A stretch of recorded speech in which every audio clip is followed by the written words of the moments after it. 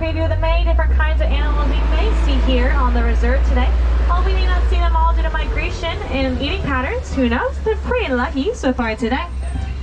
I will not be able to stop for all the animals today, so I highly recommend having any cameras or phones out if you want to take any pictures or videos, but also just having a tight grip on those items today, as I cannot promise that anything that falls off the truck will come back in the same condition as when you dropped it.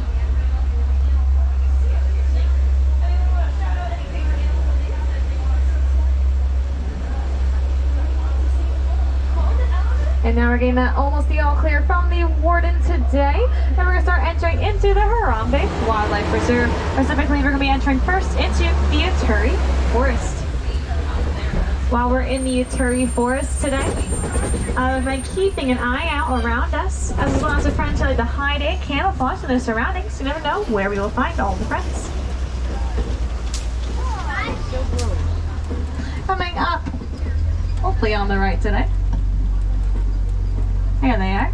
You might see the figure with the striped legs. On first thought, you may think that is related to the zebra, but the okapi is actually more closely related to giraffe.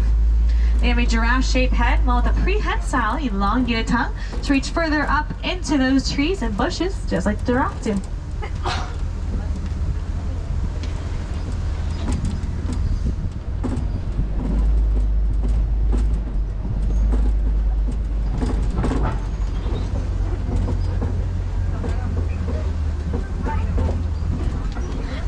Up ahead will eventually be on the left against that rock up ahead is one of the black rhinos. Black rhinos weigh around 3,000 to 4,000 pounds, around the 35 miles per hour. They also never have a very distinct pointed lip on the front of their face. And the reason they're called black rhinos is not because of the natural color of their bodies, but because they like to roll around in the mud to make themselves look a lot darker than they actually are.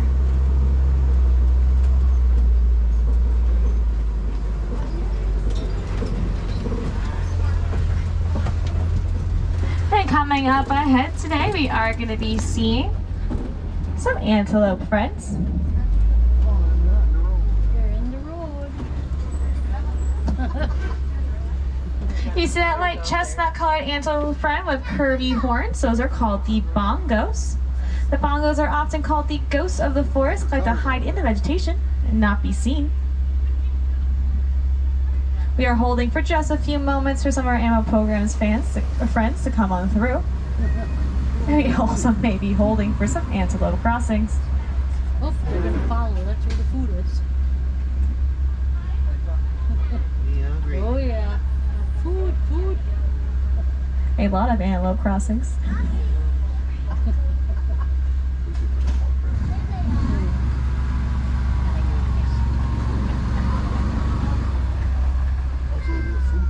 Yep. Oh, they're dropping some more off here.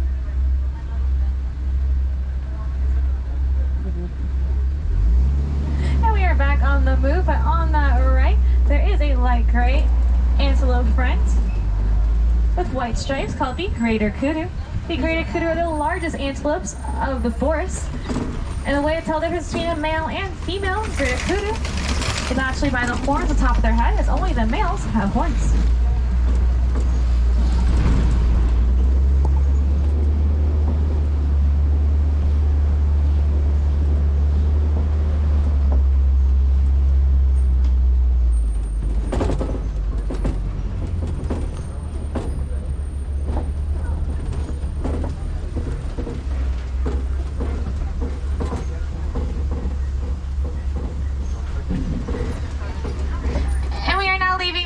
Forest entering into the Safi River today.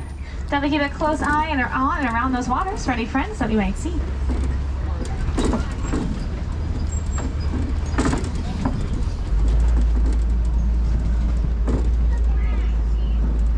And coming up on the left today are some hippos, including the baby hippo.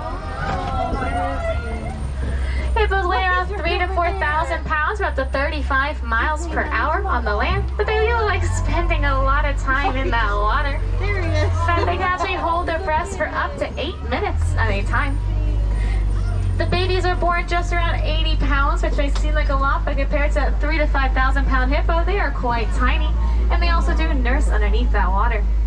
Although you usually may think that hippos are swimming underneath the water, usually walking or running just below that surface. If you do see a group of hippos together, they're often called a bloat. And I also agree, they are very cute. As for those birds in front of the hippos today, those were the paint-backed pelicans. They do get their name for the fact that they will blush a pink color during mating season. And both male and female do share a nest, and while one's sitting on the nest, the other one's usually out hunting for things like fish. But out on the left today, we are going to see some Nile crocodiles.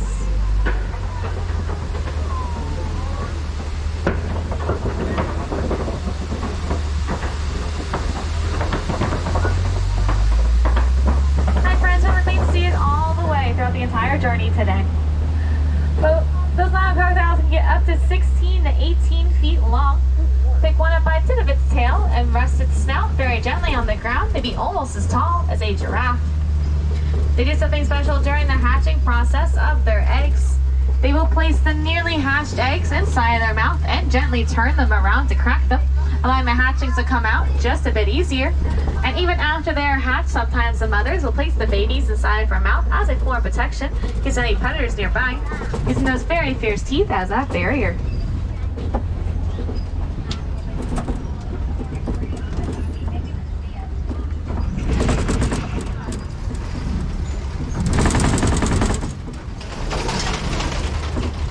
We did leave the Safi River area today. We're heading into the savannah. While we're in the savannah, definitely keep a careful eye out today across these plains, as it's a very diverse ecosystem with lots of animals coexisting and living together in very similar places. So definitely keep a careful eye out today. You never know how many different kinds of friends we might see.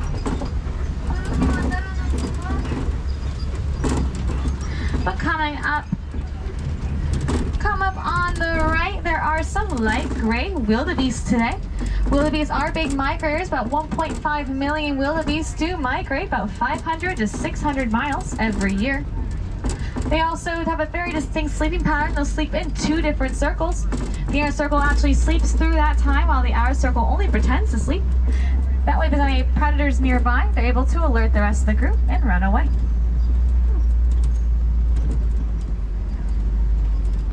And on the left today, we are going to see some hyenas. Hyenas are their own species on the savannah. They're actually called the hyenidae. Unlike certain movie depictions, they are much more hunters than they are scavengers, and very efficient pack hunters at that. If you haven't spotted them yet, there's one underneath those rocks there laying down. And in their little packs, they are a matriarchy, which means that the females do in fact rule, usually with the oldest and usually with all the females ranking above all the males. And we are seeing those Heart-Mid Mountain zebras today on the right. We'll see one up ahead. Heart-Mid Mountain zebras are all black with white stripes, with each of the striping patterns being unique to the individual zebra, and they're actually able to tell each other apart via those stripes, kind of like reading a barcode in a way. And if you do see a group of zebras together, they're often called a dazzle, to kind of dazzle the predators, as it's hard to pick an individual zebra out of a very large group. There's one drinking water on the left. Good job staying hydrated, friend. Oh, you don't like that? Okay.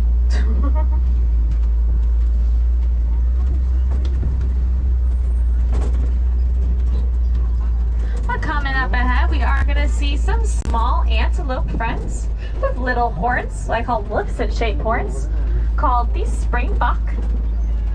The springbok get their name for the fact they can actually jump forward 10 to 12 feet, up to 6 feet in the air when they're frightened or excited. Those little horns stretch out to 19 inches long, and they can actually run up to 55 miles per hour. And coming up on the right, we are passing by those wildebeest again. Now you may notice some striping patterns on their necks and backs with dark gray stripes. Those are actually not the natural colors of their fur, but they're actually sweat marks, as they can sweat through almost any climate. And now on the right today are also some longhorned friends. These are the Ankole cattle. Those Ankole cattle horns can stretch out 3 to 4 feet long and are a honeycomb type structure. And so they're actually a bit lighter than you may think. There's some bonus ones among the grasses in the distance. And there'll be some more on the right once more. And also they're the only domesticated animal here on the reserve.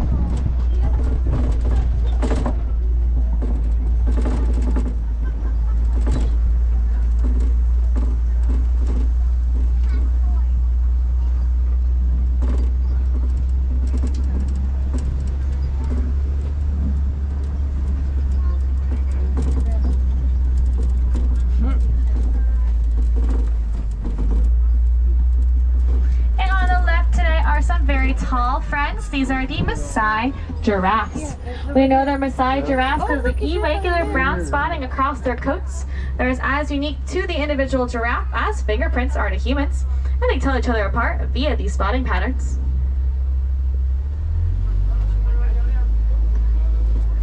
Maasai giraffes can stand up to 18 and 20 feet tall with an average of 16 to 18 feet. And baby giraffes are born just around 6 feet tall and can walk within about an hour of birth.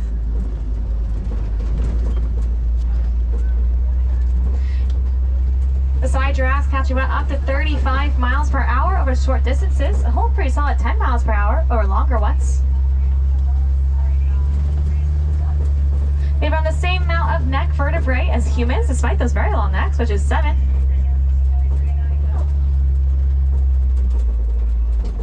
And you see a group of giraffes together, they're often called a tower.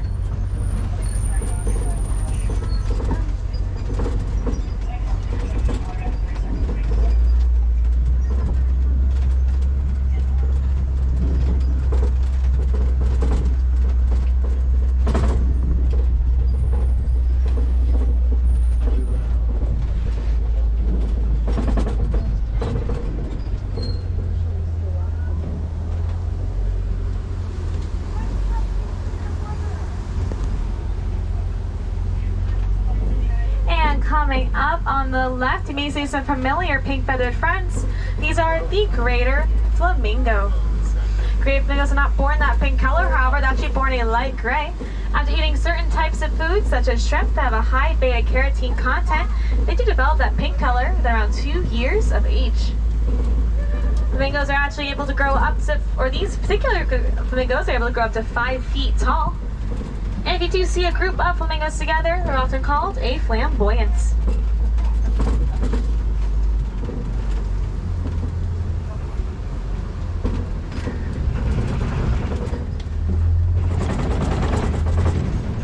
Look very closely through these leaves. You can actually see an elephant in the distance, a couple of them, but keep your eye out on the left. Oh.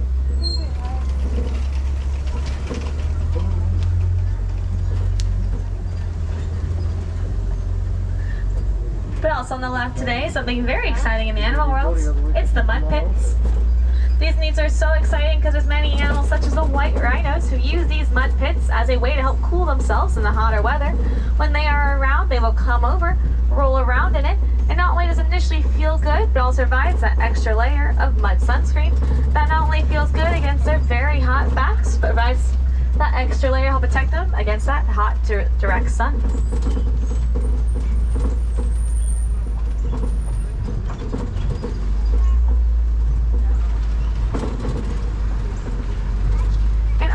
I always ask my groups to help me spot the cheetahs today. I think I've spotted one up ahead, so we're going to keep going forward. There is one laying up ahead on the hill, and not quite in front of us, but towards the left. Cheetahs are a very fast, big feline cat. They go up to 65 miles per hour in 3 seconds flat. There is 2 of them. There's one right up here, and there's one also in that direction towards the back. However, they are sprinters, not endurance runners, so they're not able to hold those speeds for very long. And so if they're not able to catch their prey in time, they do have to take a rest and try again later. Unlike other big cat friends, cheetahs are daytime hunters and not nocturnal. They do have a little bit less competition during that day. But they also have a special black stripe that sits underneath their eye during the day that helps block out that sun glare. That allows them to hunt more efficiently with a natural form of sunglasses. Now on the left today, there's some lions sleeping tonight. Lions are nocturnal creatures sleeping for around 16 to 20 hours every day. At night, it is the females who are hunting while the males stay behind and watch over the cubs. During the day, they do have about the same quality eyesight as humans, but at night, it's up to 6 times better. If you were to hear lions roar, be heard up to 5 miles away. With the 9 different vocalizations they can make, that's used to help protect the territory. Oh. In Swahili, the name for lion is Simba.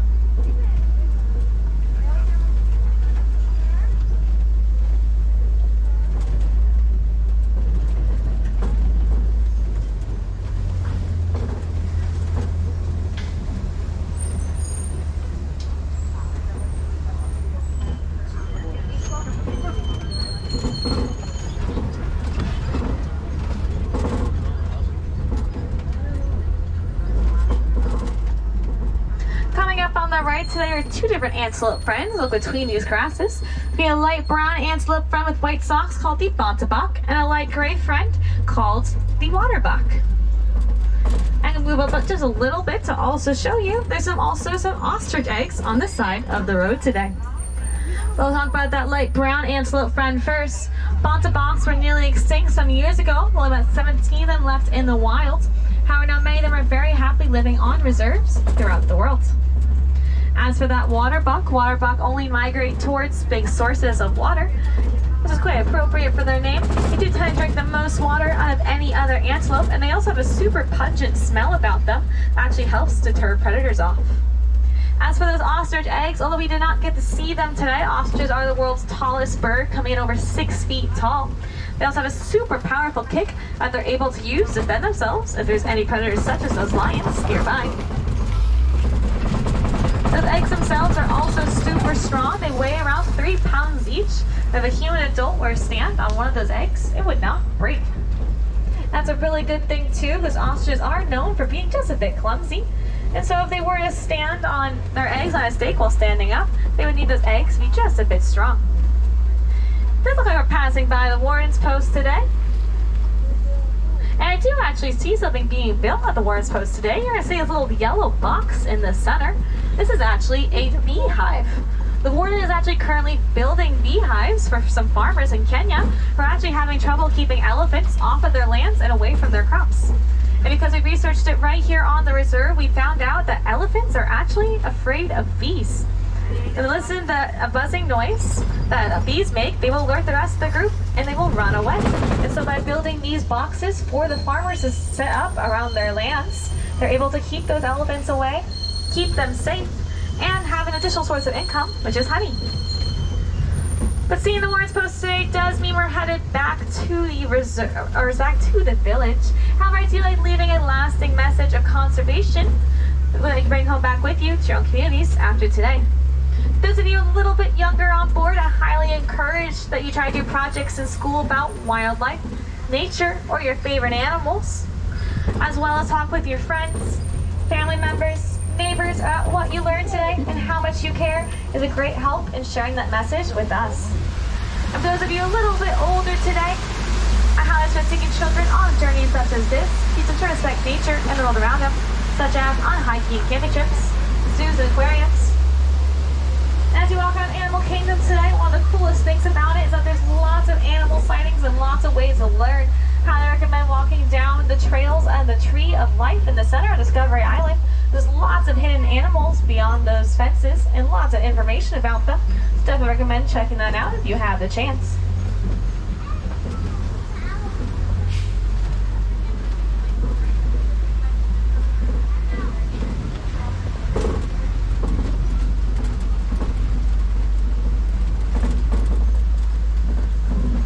And it will be our turn in just a few.